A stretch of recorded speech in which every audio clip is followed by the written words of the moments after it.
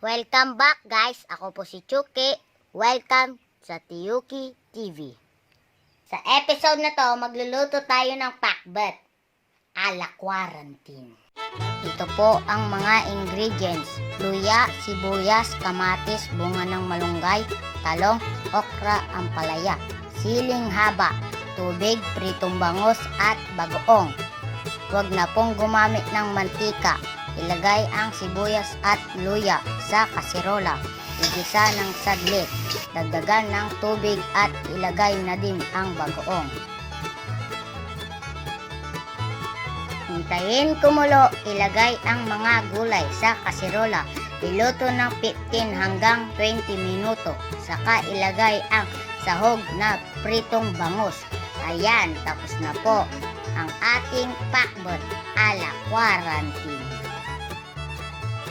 Shoutout nga pala kay Ivan Josh Salazar, Justin Isaac, Rika, and Mark Nathan. Thank you for subscribing. Alam nyo ba na ang bulaklak ng dragon fruit ay sa gabi lang bumubukadkad? Kilalanin natin ang dragon. As the name suggests, dragon fruit is just that, a fruit. It is grown primarily in Asia, Mexico, Central America, and South America, and historians think it originated in Central America. If you've never heard of a dragon fruit, you might be familiar with its other names: strawberry pear and pitaya or pitahaya. Given the dragon fruit's unique appearance, you might hesitate to give it a try, but don't let its spiky strangeness scare you. Dragon fruit will likely agree with your palate if you prefer sweet tasting rather than sour fruit. Because dragon fruit is full of vitamins and nutrients and offers potentially disease-fighting antioxidants, here's a look at some of the possible benefits you can receive from dragon fruit. Improves cardiovascular health, supports your immune system, aids your digestion, plays a role in cancer prevention, lowers blood sugar in diabetes, promotes skin health, reduces inflammation, and wards off anemia in pregnancy. Parang si Director Chucky yung nagsalita. Libre.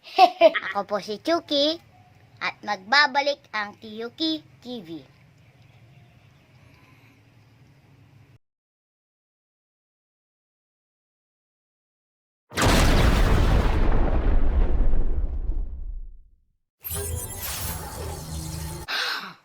Tandang Chucky, na old na.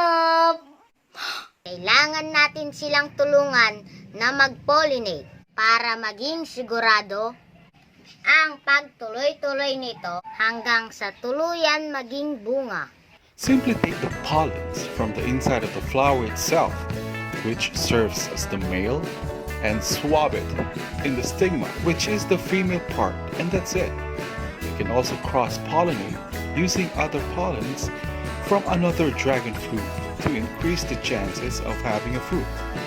A bigger fruit, that is.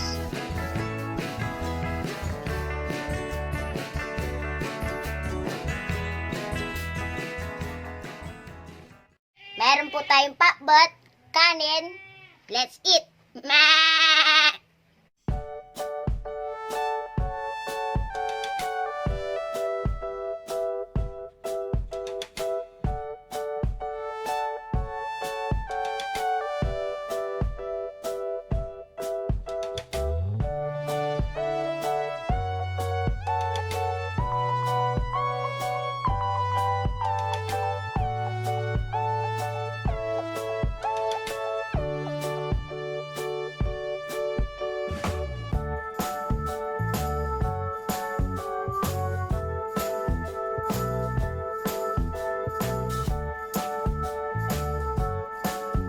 Ito po ang pagkain ng probinsya.